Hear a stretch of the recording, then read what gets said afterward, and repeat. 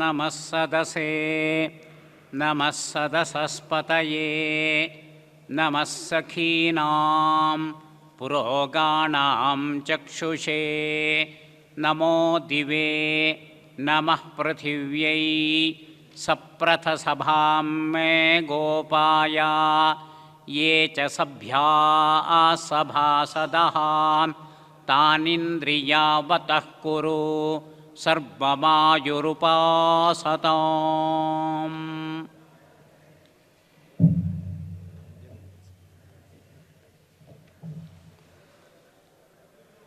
ಆದರಣೀಯ ಜಿಜ್ಞಾಸು ಬಂಧುಗಳಿಗೆಲ್ಲ ನನ್ನ ಪ್ರಣಾಮಗಳು.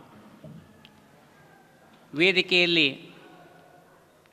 ನನ್ನ ಪ್ರಿಯ ಜಿಜ್ಞಾಸು ಮಿತ್ರರಾದಂತಹ ವೇದಮೂರ್ತಿ ಡಾಕ್ಟರ್ ಕೃಷ್ಣ ಭಟ್ರವರು ಆಸೀನರಾಗಿದ್ದಾರೆ. ಇನ್ನಿತರ ವಿದ್ವಾಂಸರಾದಂತಹ ಡಾಕ್ಟರ್ ಸತ್ಯನಾರಾಯಣ ಆಚಾರ್ಯರವರು, ಡಾಕ್ಟರ್ ಸುಬ್ರಹ್ಮಣ್ಯ ಭಟ್ಟ ಅವಧಾನಿಗಳು ಬಂದು ಸದ್ಯಕ್ಕೆ ಸೇರಿಕೊಳ್ಳಿಕ್ಕಿದ್ದಾರೆ. ಇಂತಹ ಹಿನ್ನೆಲೆಯಲ್ಲಿ ಈ ದಿವಸದ ಈ ವಿಚಾರಗೋಷ್ಠಿಯ, ಧಾರ್ಮಿಕ ಚಿಂತನ ಗೋಷ್ಠಿಯ ಉದ್ದೇಶ, ಇವತ್ತಿನ ವಿಷಯಗಳು, ಇವತ್ತಿನ ಪ್ರಸ್ತುತತೆ ಇದಕ್ಕಿರುವಂಥದ್ದು, ಇದರ ಬಗ್ಗೆ ಆರಂಭಿಕವಾದಂತಹ ಕೆಲವು ಮಾತುಗಳನ್ನು ಹೇಳಬೇಕು ಅಂಥೇಳಿ ವ್ಯವಸ್ಥಾಪಕರು ನನ್ನನ್ನು ಕೇಳ್ಕೊಂಡಿದ್ದಾರೆ. ಆ ಹಿನ್ನೆಲೆಯಲ್ಲಿ ಯಥಾಮತಿ ಕೆಲವು ವಿಚಾರಗಳನ್ನ ಪ್ರಸ್ತಾವನೆ ಮಾಡಲಿಕ್ಕೆ ನಾನು ಪ್ರಯತ್ನವನ್ನು ಮಾಡ್ತೇನೆ.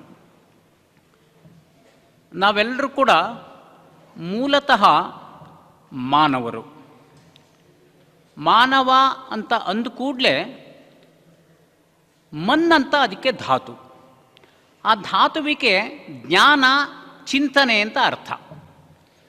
ಯಾವ ಮನುಷ್ಯ ಜ್ಞಾನವನ್ನು ಪಡೀಲಿಕ್ಕೋಸ್ಕರವಾಗಿ ಚಿಂತನೆಯನ್ನು ನಡೆಸ್ತಾನೋ ಅಂಥವನಿಗೆ ಮಾತ್ರ ಮಾನವತ್ವ ಅನ್ನೋದು ಸರಿಯಾಗಿ ಸಿದ್ಧಿಸತ್ತೆ. ಇಲ್ಲ, ತುಂಬ ಜನ ಯೋಚನೆನೇ ಮಾಡೋಲ್ವಲ್ಲ, ಚಿಂತನೆನೇ ಮಾಡೋದಿಲ್ಲ, ಪ್ರತಿನಿತ್ಯದೇ ತಮ್ಮದೇನು ಹೊಟ್ಟೆಪಾಡು ಅಷ್ಟೇ ಮಾಡ್ತಾರಲ್ಲ ಅಂದರೆ ಅವರು ಮಾನವ ರೂಪದಲ್ಲಿರ್ತಾರೆ. ಆದರೆ ನೈಜವಾದಂತಹ ಮಾನವತ್ವದ ಸಿದ್ಧಿ ಆಗೋದಿಲ್ಲ ಅನ್ನೋದನ್ನು ನಮ್ಮ ಋಷಿ ಮನೀಷಿಗಳು ತುಂಬ ಚೆನ್ನಾಗಿ ತಿಳಿಸಿದ್ದಾರೆ. ಒಂದು ಸುಭಾಷಿತ ಯಾವಾಗಲೂ ಕೂಡ ನೆನಪಾಗತ್ತೆ ನನಗೆ. ಆಹಾರ ನಿದ್ರಾ ಭಯ ಮೈಥುನಾನಿ ಸಾಮಾನ್ಯಮೇತತ್ ಪಶುಭಿರ್ನರಾಣಾಂ. ನಿಮಗೆಲ್ರಿಗೂ ಸ್ವಲ್ಪ ಮಟ್ಟಿನ ಸಂಸ್ಕೃತದ ಪರಿಚಯ ಇದೆ. ಇನ್ನೂ ಒಂದು ವಿಷಯ ಅಂದರೆ, ನಾವು ಹೆಚ್ಚು ಮಾತನಾಡುವಂತಹ ಈ ಭಾಷೆಯಲ್ಲಿ, ಕನ್ನಡದಲ್ಲಿ ಸಂಸ್ಕೃತದ ಪದಗಳನ್ನೇ ಜಾಸ್ತಿಯನ್ನು ಇಟ್ಕೊಂಡಿರ್ತೇವೆ. ಹಾಗಾಗಿ ನಮಗೆ ಪರಿಚಿತವಾದ ಪದಗಳೇ ಆಗಿರುತ್ತೆ. ಆಹಾರ ನಿದ್ರಾ ಭಯ ಮೈಥುನಾನಿ ಸಾಮಾನ್ಯಮೇತತ್ ಪಶುಭಿರ್ನರಾಣಾಂ. ಸಾಮಾನ್ಯ ಆಹಾರಕ್ಕೋಸ್ಕರ ಓದಿದ ನಂತರ ಉದ್ಯೋಗಕ್ಕೋಸ್ಕರ ಪ್ರಯತ್ನ, ಅದರಲ್ಲಿ ಪ್ರಮೋಷನ್ಗೋಸ್ಕರ ಉದ್ಯೋಗದಲ್ಲಿ ಪ್ರಯತ್ನ, ಮುಂದೆ ಇವನ್ನು ಪ್ರತಿಯೊಬ್ಬರು ಕೂಡ ಮಾಡ್ತಾನೇ ಇದ್ದಾರೆ. ಭಯ, ನಮಗಿಂತ ಭಾರಿ ದೊಡ್ಡ ಶಕ್ತಿ ಯಾವುದಾದ್ರು ಕಂಡ್ರೆ ಭಯ. ಗಂಡು ಹೆಣ್ಣುಗಳ ಸಮಾಗಮದಿಂದಾಗಿ ಸಂತತಿಯ ಉತ್ಪಾದನೆ, ಇವೆಲ್ಲವೂ ಕೂಡ ಗೃಹಸ್ಥನ ಕರ್ತವ್ಯ. ಇದು ಇದ್ದೇ ಇದೆ. ಇದು ಪಶು ಪ್ರಾಣಿಗಳು ಅಂತ ಯಾವ ಹೇಳ್ತೀವೋ ನಾವು, ಚತುಷ್ಪಾದಗಳು, ಅವರಲ್ಲೂ ಇದೆ, ನಮ್ಮಲ್ಲೂ ಇದೆ. ಹಾಗಿದ್ಮೇಲೆ ಮಾನವನ ವಿಶೇಷ ಏನಪ್ಪ ಅಂದರೆ, ಧರ್ಮೋ ನರಾಣಾಂ ಅಧಿಕೋ ವಿಶೇಷ. ಧರ್ಮ ಅನ್ನುವಂಥದ್ದು ಅದು ದ್ವಿಪಾದರಾದಂತಹ ನಮಗೆ ಸಂಬಂಧಪಟ್ಟಂತಹ ವಿಷಯ ಆಗಿದೆ. ವಿಶೇಷವಾಗಿ ಅದು ವಿಶಿಷ್ಟವಾದದ್ದು. ಅದಿಲ್ಲ, ನಾವು ಆಹಾರ ನಿದ್ರಾ ಭಯ ಮೈಥುನಲ್ಲೇ ಇದ್ಬಿಟ್ಟಿದ್ದೀವಿ ಅಂದರೆ, ಧರ್ಮೇಣ ಹೀನಃ ಪಶುಭಿಃ ಸಮಾನಃ ಅಂತ ಹೇಳಿಬಿಟ್ರು. ಯೇಷಾಂ ಜ್ಞಾನಂ ನ ತಪೋ ನ ವಿದ್ಯಾ ತೇ ಭಾರಭೂತಾ ಭುವಿ ಮನುಷ್ಯ ರೂಪೇಣ ಮೃಗಾಶ್ಚರಂತಿ ಅಂತ ನಮಗೆ ಎಚ್ಚರಿಕೆ ಕೊಟ್ಟಿದ್ದಾರೆ. ನೀವೆಲ್ಲರೂ ಕೂಡ ಈ ತತ್ವವನ್ನು ಸರಿಯಾಗಿ ಅನುಸಂಧಾನ ಮಾಡಿದ್ರಿಂದಾಗಿ ನಿಮಗೆ ಇಲ್ಲಿಗೆ ಬರಲಿಕ್ಕಾಯ್ತು ಇಷ್ಟು ಬೇಗನೆ. ಧನುರ್ಮಾಸದಲ್ಲಿ ಕೊರೆಯುವಂತಹ ಚಳಿಯ ಹಿನ್ನೆಲೆಯಲ್ಲಿ ಬೆಳಗ್ಗೆ ಬೇಗ ಎದ್ದು ನಿಮ್ಮ ನಿತ್ಯ ಕರ್ಮಗಳನ್ನ ಮುಗಿಸ್ಕೊಂಡು ಇಲ್ಲಿಗೆ ಬಂದಿದ್ದೀರಾ ನೀವು 8 ಗಂಟೆಗೆ ಅನ್ನೋದಾದರೆ ಅದಕ್ಕೊಂದು ವಿಶೇಷವಾದಂಥ ಸಂಸ್ಕಾರ ಇದೆ ಅಂತ ತಾತ್ಪರ್ಯ. ಹಾಗಾಗಿ ನಾವು ಯಾರೂ ಕೂಡ ಮನುಷ್ಯ ರೂಪೇಣ ಮೃಗಗಳಲ್ಲ. ನಾವು ಇಷ್ಟೇ ಜನ ಅಂತಲೇ ಅಲ್ಲ, ಇನ್ನೂ ಸಾವಿರಾರು ಮಂದಿಗೆ ಇದರಲ್ಲಿ ಆಸಕ್ತಿ ಇರೋದಾದರೂ ಕೂಡ ಇವತ್ತು ಅವ್ರಿಗೇನೋ ಅಸೌಕರ್ಯ ಆಗಿದೆ, ಬರೋಕ್ಕಾಗಿಲ್ಲ, ಅಥವಾ ಕೆಲವರಿಗೆ ಗೊತ್ತಾಗಿಲ್ವನೋ, ಅಥವಾ ಕೆಲವು ಸತಿ ಆಳವಾದಂತಹ ಪ್ರೇರಣೆಯನ್ನು ಯಾರೊಬ್ಬರು ಒಬ್ಬರು ಕೊಡಬೇಕಾಗಿರತ್ತೆ, ಅದನ್ನು ಕೊಟ್ಟಿರಲ್ಲ, ಹಾಗಾಗಿರತ್ತೆ. ಹಾಗಾಗಿ ನಮ್ಮ ಸಂಖ್ಯೆ ಚಿಂತನಶೀಲರದ್ದು ಇಷ್ಟೇ ಅಂತ ನೀವು ಎಂದೂ ತಿಳ್ಕೊಳ್ಳೋಗೋದಿಲ್ಲ. ಇದರ ದೊಡ್ಡದಾದ ಸಂಖ್ಯೆ ಹಳ್ಳಿಗಳಲ್ಲೂ ಇದೆ, ನಗರಗಳಲ್ಲೂ ಇದೆ, ಎಲ್ಲ ಕಡೆಗಳಲ್ಲೂ ಕೂಡ ಇದ್ದೇ ಇದೆ. ಪ್ರಕಟ ಆಗಬೇಕಾದ್ರೆ ಸ್ವಲ್ಪ ನಿಧಾನ ಇರ್ಬೋದು ಅನ್ನುವಂಥ ವಿಷಯವನ್ನು ಇಟ್ಕೊಂಡು ಇವತ್ತಿನ ದಿವಸದ ಹಿನ್ನೆಲೆಯಲ್ಲಿ ಮಾನವ ಅನ್ನೋನು ನಿಜವಾದ ಅರ್ಥದಲ್ಲಿ ಮಾಧವನೇ ಆಗಬೇಕು. ಮಾನವ ಮಾಧವನೇ ಆಗಬೇಕೇನೋ, ಆಗೇ ಇದ್ದಾನೋ ಅವನು, ಮಾನವ ಮಾಧವನೇ ಆಗಿದ್ದಾನೆ. ಆದರೆ ಅದನ್ನು ಒಂದು ಸ್ವಲ್ಪ ಮಟ್ಟಿಗೆ ಅರ್ಥ ಮಾಡ್ಕೊಳ್ಬೇಕಾದಂಥ ಅವಶ್ಯಕತೆ ಇದೆ.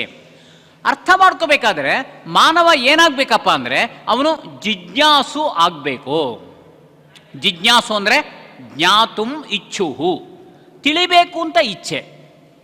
ಎದ್ವಿ, ನಮ್ಮ ಕೆಲಸ ನಡೀತಾ ಇದೆ, ಹೀಗೆ 1 ವರ್ಷ 2 ವರ್ಷ 6 ವರ್ಷ ಕಳೀತು, ಇಷ್ಟೇನಾ ಜೀವನ ಅಂತ ಎಲ್ಲೋ ಒಂದು ಕಡೆ ಒಂದು ಪ್ರಶ್ನೆ ಬರಬೇಕಂತೆ.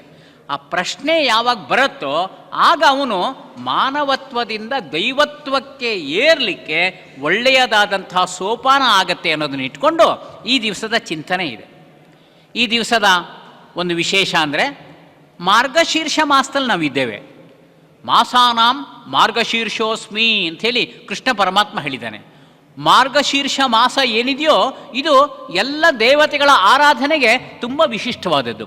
ಶ್ರಾವಣ ಮಹಾವಿಷ್ಣುವಿಗೆ, ಕಾರ್ತಿಕ ಶಿವನಿಗೆ, ನವರಾತ್ರಿ ಮಾಸ ಏನು ಬರುತ್ತೋ ಅದು ದೇವಿಗೆ. ಈ ಥರ ಇರುವಾಗ ಮಾರ್ಗಶೀರ್ಷ ಮಾಸದಲ್ಲಿ ದತ್ತಾತ್ರೇಯ ಸ್ವರೂಪನ ಜಯಂತಿ ಇಲ್ಲಿ ಬರುತ್ತೆ. ಅಂಧಕಾಸುರ ವಧೆಯನ್ನು ಮಾಡಿದಂತಹ ಏನು ಕೃತ್ತಿಕೋತ್ಸವ ಬರುತ್ತೋ ಆ ಉತ್ಸವದ ಪರಮೇಶ್ವರನ ಆರಾಧನೆ ಇಲ್ಲಿ ಬರುತ್ತೆ. ಮಾರ್ಗಶೀರ್ಷ ಮಾಸದ ಲಕ್ಷ್ಮೀ ಪೂಜೆ ವ್ರತದಿಂದಾಗಿ ದೇವಿಯ ವಿಚಾರ ಬರುತ್ತೆ. ಇದೇ ಪ್ರಕಾರವಾಗಿ ಮಿತ್ರ ಸಪ್ತಮಿ ಅನ್ನೋದು ಇವಾಗ ಬರೋದ್ರಿಂದಾಗಿ ಇಲ್ಲಿ ಸೂರ್ಯನ ಆರಾಧನೆ ಬರುತ್ತೆ. ಇಲ್ಲೇನೆ ಸ್ಕಂದನ ಆರಾಧನೆ ಬರುತ್ತೆ. ಸಂಕಷ್ಟಹರ ಗಣಪತಿ ಈ ತಿಂಗಳದ್ದು ವಿಶೇಷ. ಹಾಗಾಗಿ ನಾವೇನು ಪಂಚ ದೇವತೆಗಳ ವಿಶಿಷ್ಟವಾದಂತಹ ಪೂಜೆ ಅಂತ ನಾವು ಕಲಿತೇವೋ, ಪಂಚಾಯತ ಅಂದ್ಬಿಟ್ಟು, ಅವೆಲ್ಲಕ್ಕೂ ಕೂಡ ಆರಾಧನಾ ಸ್ಥಾನ ಅಂದರೆ ಅದು ಮಾರ್ಗಶೀರ್ಷ ಮಾಸವೇ ಆಗಿದೆ ಅನ್ನೋ ದೃಷ್ಟಿಯಿಂದಾಗಿ ಮಾರ್ಗಶೀರ್ಷ ವಿಶೇಷವಾದದ್ದು. ಮತ್ತು ಕೊರೆಯುವಂತಹ ಚಳಿಯ ಹಿನ್ನೆಲೆಯಲ್ಲೂ ಕೂಡ ಬ್ರಾಹ್ಮೇ ಮುಹೂರ್ತೆ ಚೋತ್ಥಾಯ, 4 ಗಂಟೆಗೆ ಈ ಮಾಸದಲ್ಲಿ ಎದ್ದು ನಾವು ನಿತ್ಯ ಕರ್ಮಾನುಷ್ಠಾನಗಳಲ್ಲಿ ನಿರತರಾಗಬೇಕೋ ಅಂತಹ ವಿಶೇಷವಾದಂತಹ ಮಾಸ ಈ ಮಾರ್ಗಶೀರ್ಷ ಮಾಸ ಆಗಿದೆ. ಮಾರ್ಗಗಳಲ್ಲೆಲ್ಲ ಶೀರ್ಷ ಅಂದರೆ ನೆತ್ತಿ ಸ್ವರೂಪದಲ್ಲಿ ಇರುವಂಥದ್ದು, ಮೂರ್ಧನ್ಯ ಸ್ಥಾನದಲ್ಲಿರುವಂಥದ್ದು ಮಾರ್ಗಶೀರ್ಷ ಮಾಸ. ಆ ಮಾಸದಲ್ಲಿ ಮಾಡುವಂತಹ ಚಿಂತನೆ ಏನಿದೆಯೋ ಅದು ನಮಗೆ 10 ಪಟ್ಟು 20 ಪಟ್ಟು 100 ಮಡಿಯಷ್ಟು ಫಲವನ್ನು ಕೊಡುತ್ತೆ ಅನ್ನೋದನ್ನು ನಾವು ತಿಳ್ಕೊಳ್ಬೇಕು.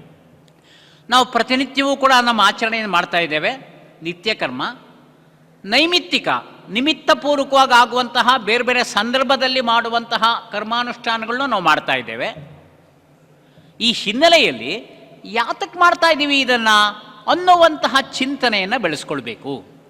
ಉಪನಿಷತ್ತಿನ ಋಷಿಗಳು ಹೇಳ್ತಾರೆ, ಯದೇವ ವಿದ್ಯೆಯ ಕರೋತಿ ಉಪನಿಷದ ತದೇವ ವೀರ್ಯವತ್ತರಂ ಭವತಿ. ಏನನ್ನ ಮಾಡ್ತೀಯೋ ಅದರ ಬಗ್ಗೆ ಕರ್ಮದ ಮರ್ಮ ರಹಸ್ಯವನ್ನು ತಿಳ್ಕೊಂಡು ಉಪನಿಷದ ಸಮೀಪದಲ್ಲಿ ಇರುವಂತಹ ರೀತಿಯಲ್ಲಿ ಭಗವಂತನಿಗೆ ನೀನು ಆಗ್ಬಿಟ್ಟು ಮಾಡ್ತು ಅಂದರೆ ತದು ವೀರ್ಯವತ್ತರಂ ಭವತಿ ಅಂಥೇಳಿ ಕಂಪ್ಯಾರಿಟಿವ್ ಡಿಗ್ರಿ ಕೊಟ್ಟರು. ಅಂತಹ ಹಿನ್ನೆಲೆಯನ್ನು ಇಟ್ಕೊಂಡು ಈ ಚಿಂತನೆ ಅನ್ನುವಂಥದ್ದು ಪ್ರವೃತ್ತವಾಗಿದೆ. ಈ ಚಿಂತನೆಯಲ್ಲಿ ಉಪಕರ್ಮದ ಬಗ್ಗೆ ಪಂಚಕನ್ಯಾ ಸ್ಮರೇ ನಿತ್ಯಂ ಅಂತ ನಾವು ಹೇಳ್ತೇವೆ. ಪ್ರತಿನಿತ್ಯ ಬೆಳಗಾಗೆದ್ದು ನಾವು ಹೇಳಬೇಕು. ಪ್ರಾತಸ್ಮರಣೆ ಅನ್ನೋದನ್ನು ಬೆಳಗಾಗೆದ್ದು ನಾವೆಲ್ಲ ಹೇಳಬೇಕು. ನೀವೆಲ್ಲ ಹೇಳ್ತಾ ಇದ್ದೀರಾ ಅಂದ್ಕೊಂಡಿನಿ. ಅದರಲ್ಲಿ ಬರುವಂಥ ಒಂದು ಶ್ಲೋಕ, ಅಹಲ್ಯ ದ್ರೌಪದಿ ತಾರಾ ಸೀತಾ ಮಂದೋದರಿ ತಥಾ ಪಂಚಕನ್ಯಾ ಸ್ಮರೇ ನಿತ್ಯಂ ಮಹಾಪಾತಕ ನಾಶನಂ. ಅವರು ಪಂಚಕನ್ಯರು ಹೆಂಗಾದ್ರು ಅವರು ಸಹಜವಾಗಿ ಅನ್ನೋದು ಪ್ರಶ್ನೆ ಒಂದು ನಮಗೆ ಉದ್ಭವಿಸಿರ್ಬೋದು. ಅಥವಾ ನಮ್ಮ ಮಗ ಮೊಮ್ಮಗನಿಗೆ ನಾನು ಉದ್ಭವಿಸ್ತು ಅಂದರೆ ಅವನು ಪ್ರಶ್ನೆ ಕೇಳ್ತು ಅಂದರೆ ನಮ್ಮ ಬಳಿಯಲ್ಲಿ ಅನೇಕ ಸರ್ತಿ ಉತ್ತರ ಇರೋದಿಲ್ಲ. ಸುಮ್ಮನಿರ ಹೇಳ್ಕೊಟ್ಟಿಯಾರೆ ಸುಮ್ಮನೆ ಹೇಳ್ತಾ ಹೋಗು ಅಂದರೆ ತಕ್ಷಣಕ್ಕೆ ಆ ಹುಡುಗ ಸುಮ್ಮನಿರ್ಬೋದು. ಆದರೆ ಅವನಲ್ಲಿ ಜಿಜ್ಞಾಸು ಪ್ರವೃತ್ತಿ ಇದ್ದಾಗ ಅವನು ಆ ಶ್ಲೋಕವನ್ನು ಹೇಳೋದನ್ನು ನಿಲ್ಲಿಸ್ಬಿಡ್ತಾನೆ. ಯಾಕೆಂದರೆ ಇದಕ್ಕೇನೋ ಉತ್ತರ ಇಲ್ಲ ಅಂತ ಕಾಣಿಸುತ್ತೆ. ಯಾಕೆ ಮಾಡಬೇಕು, ಇವೆಲ್ಲ ಅಂಧಶ್ರದ್ಧೆ ಅಂತ ಕಾಣುತ್ತೆ ಅನ್ನೋ ತರಹ ಬರುತ್ತೆ. ಅದಕ್ಕೆ ಹಿರಿಯರಾದಂತಹ ನಾವು, ಕಿರಿಯರು ಬಂದಿದ್ದರೆ ಅವರು ಕೂಡ ಇಂತಹ ವಿಷಯದ ಬಗ್ಗೆ ಯಾರು ಶ್ರೇಷ್ಠರಾದ ವಿದ್ವಾಂಸರಿರ್ತಾರೋ ಅಂಥವರ ಬಳಿಯಲ್ಲಿ ತಿಳ್ಕೊಂಡು ನಾವು ಮುನ್ನುಗ್ಗಬೇಕಾಗತ್ತೆ. ನಮ್ಮ ಕಿರಿಯರಿಗೆ ಪ್ರಶ್ನೆ ಮಾಡಲಿಕ್ಕೆ ಅವಕಾಶ ಕೊಡಬೇಕು. ಪ್ರಶ್ನೆನೇ ಇಲ್ಲದೆ ಸುಮ್ಮನೆ ಮಾಡ್ತಾ ಹೋಗಪ್ಪ ಅಂತ ನಮ್ಮಲ್ಲಿ ಎಲ್ಲೂ ಹೇಳಿಲ್ಲ. ಭಗವದ್ಗೀತೆ ಪ್ರವೃತ್ತವಾಗಿರೋದೇನೆ ಪ್ರಶ್ನೋತ್ತರ ರೂಪದಲ್ಲಿ. ಕೃಷ್ಣ ಪ್ರಸ್ತಾವನೆಯನ್ನು ಮಾಡ್ದ, ಅರ್ಜುನ ಅದಕ್ಕೆ ಪ್ರಶ್ನೆಯನ್ನು ಕೇಳಿದ, ಕೃಷ್ಣ ಉತ್ತರ ಕೊಟ್ಟ. ಅದಕ್ಕೆ ಪೂರಕವಾಗಿ ಹಾಗೆ ಇನ್ನೊಂದು ಪ್ರಶ್ನೆ ಕೇಳ್ತಾನೆ, ಎಲ್ಲ ವಿಷಯವನ್ನು ಕೇಳ್ತಾ ಹೋಗ್ತಾನೆ. ಆಗ ಎಲ್ಲದಕ್ಕೂ ಕೃಷ್ಣ ಉತ್ತರ ಕೊಡ್ತಾ ಹೋಗ್ತಾನೆ. ಇಡೀ ಭಗವದ್ಗೀತೆ ಸಂವಾದ ರೂಪದಲ್ಲಿದೆ. ಹಾಗಾಗಿ ನಮ್ಮ ದೇಶದ ಗ್ರಂಥಗಳು ಎಂದೂ ಕೂಡ ಒನ್ ವೇ ಟ್ರಾಫಿಕ್ ಆಗಿರಲಿಲ್ಲ. ಏಕಮುಖ ಸಂಚಾರ ಅಲ್ವೇ ಅಲ್ಲ. ವೈಶಂಪಾಯನರು ಹೇಳ್ತಾರೆ, ಸೂತಪುರಾಣಿಕರು ಹೇಳ್ತಾರೆ, ಕೇಳ್ತಾರೆ ಅಂತ ಬಂದಾಗಲೆಲ್ಲ ಕೂಡ ಅವ್ರು ಕೇಳುವಂಥದ್ದು ಇವ್ರು ಹೇಳುವಂಥದ್ದು, ಅವ್ರು ಕೇಳುವಂಥದ್ದು ಇವ್ರು ಹೇಳುವಂಥದ್ದು. ಈ ಪ್ರಕಾರವಾಗಿ ಪ್ರಶ್ನೋತ್ತರ ರೂಪದಲ್ಲಿ ಇರುವಂತಹ ವಿಷಯ ಏನಿದೆಯೋ ಅದನ್ನು ನಾವೆಲ್ಲರೂ ಇಟ್ಕೊಳ್ಬೇಕು. ಅದಕ್ಕೆ ಉಪಕ್ರಮ ಇವತ್ತು ಸ್ವೀಕಾರ ಮಾಡಿರೋದು ಪಂಚಕಂನ ಸ್ಮರೇ ನಿತ್ಯಂ, ಅದ್ರ ಬಗ್ಗೆ ಇದೆ. ಷೋಡಶ ಸಂಸ್ಕಾರಗಳು. ನಾವೆಲ್ಲ ಕೂಡ ಸಂಸ್ಕೃತರಾದ ಜನ, ಸುಸಂಸ್ಕೃತರಾದವರು. ನಮ್ಮ ದೇಶವೇ ಸಂಸ್ಕೃತವಾದ ದೇಶ. ಇಲ್ಲಿ ಇರುವಂತಹ ಭಾಷೆ ಇದೆಯಲ್ಲ ಅದು ಸಂಸ್ಕೃತ ಭಾಷೆ. ಇಂತಹ ಸಂಸ್ಕಾರಯುಕ್ತವಾದಂತಹ ಸಂಸ್ಕೃತ ಭಾಷೆ ಏನಿದೆಯೋ ಅದಕ್ಕೆ ಸಂಬಂಧಪಟ್ಟಂಗೆ ಸಂಸ್ಕಾರಯುಕ್ತವಾದಂತಹ ನಮ್ಮ ನಿತ್ಯದ ಜೀವನ ಏನಿದೆಯೋ ಅದಕ್ಕೆ ಸಂಬಂಧಪಟ್ಟಂಗೆ ಷೋಡಶ ಸಂಸ್ಕಾರಗಳ ಬಗ್ಗೆ ಚಿಂತನೆ. ಒಂದು ದಿವಸದಲ್ಲಿ ಆಗಲ್ಲ. ಅದಕ್ಕೆ ಮಾನ್ಯ ಗೋವಿಂದ ಭಟ್ರು ಹೇಳಿದ್ದಾರೆ, ನೀವು ಇದನ್ನು ಆರಂಭ ಮಾಡಿ ಇವತ್ತಿನ ದಿವಸ ಎಷ್ಟಾಗತ್ತೋ ಅಷ್ಟು ಹೇಳಿ ಪೀಠಿಕೆಯಲ್ಲೇ ಮುಗಿಸಿದ್ರೂ ಪರವಾಗಿಲ್ಲ, ನಾನೇನು ಯೋಚನೆ ಮಾಡಲ್ಲ. ಆದರೆ ಮುಂದಿನ ಸಂಸ್ಕಾರಗಳ ಚಿಂತನೆಗೆ ಒಂದು ವೇಗ ಕೊಡಿ. ಜನ ಅದನ್ನು ಯೋಚನೆ ಮಾಡ್ಕೊಂಬರ್ಬೇಕು. ಮುಂದಿನ ವರ್ಷ ಮತ್ತೆ ನಾವು ಕಲಾಪ ಮಾಡ್ತೀವಿ, ಮಾಡೋ ಹೊತ್ತಿಗೆ ನಾನು ಈ ಪ್ರಕಾರ ಯೋಚನೆ ಮಾಡಿದ್ದೇನೆ, ಇದಕ್ಕೆ ಸಂಬಂಧಪಟ್ಟಂತಹ ಈ ಪುಸ್ತಕವನ್ನು ನಾನು ಓದ್ಕೊಂಬಂದಿದ್ದೀನಿ, ಇದಕ್ಕೆ ಸಂಬಂಧಪಟ್ಟಂತಹ ಈ ಪುಸ್ತಕವನ್ನು ನಾನು ಕೊಂಡ್ಕೊಂಡಿದ್ದೀನಿ, ನಮ್ಮ ಮಕ್ಕಳೆಲ್ಲ ಓದ್ತಾ ಇದ್ದಾರೆ ಅನ್ನುವಂತಹ ಬೆಳವಣಿಗೆ ನಿಮ್ಮಲ್ಲಿ ಆಗಬೇಕು ಅನ್ನುವಂಥ ದೃಷ್ಟಿಯಿಂದಾಗಿ ಷೋಡಶ ಸಂಸ್ಕಾರಗಳ ಬಗ್ಗೆ ಒಂದು ದಿಕ್ಸೂಚಿ ಇಲ್ಲಿ ನಡೆಯುತ್ತೆ. ಹಾಗೆ ಅನೇಕ ಸತಿ ನಾವು ಮಾಡಬೇಕಾದ್ದನ್ನು ಮಾಡದೇ ಹೋದರೆ ಏನೇನೋ ಪಾಪಗಳು ಸಂಭವಿಸುತ್ತೆ. ನಮ್ಮ ವೈಯಕ್ತಿಕ ಜೀವನದಲ್ಲಿ ಘಟಿಸ್ಬೋದು, ನಮ್ಮ ಕುಟುಂಬ ಜೀವನದಲ್ಲಿ ನಡೆಸ್ಬೋದು, ನಮ್ಮ ಸಾಮಾಜಿಕವಾದ ರಾಷ್ಟ್ರೀಯ ಜೀವನ ಏನಿದೆಯೋ ಅಲ್ಲೂ ಕೂಡ ಆಗಬೇಕಾದ್ದಾಗದೇ ಹೋದರೆ, ಮಾಡಬೇಕಾದ್ದನ್ನು ಮಾಡದೇ ಹೋದರೆ ಅದರ ಅವಾಂತರವಾದಂತಹ ಕ್ರಿಯೆಗಳು ಶುರುವಾಗುತ್ತೆ. ಹಾಗಾಗಿ ನಮ್ಮ ಧರ್ಮದಲ್ಲಿ ಸನಾತನ ಧರ್ಮ ಏನಿದೆಯೋ, ಸನಾತನ ಅನ್ನೋದನ್ನು ಅಮರಕೋಶಕಾರ ಹೇಳ್ತೇನೆ, ಸನಾತನ ಸದಾತನಾಹ. ಸನಾತನ ಅಂದರೆ ಏನಪ್ಪ ಅಂದರೆ ಸದಾ ಕಾಲದಲ್ಲೂ ಇರುವಂಥದ್ದು, ಅದಕ್ಕೆ ಸನಾತನ ಅಂತ ಕರೀತಾರೆ. ಅದರಲ್ಲಿ ಪ್ರಾಯಶ್ಚಿತ್ತಗಳು ಅಂತ ಕರೆದಿದ್ದಾರೆ.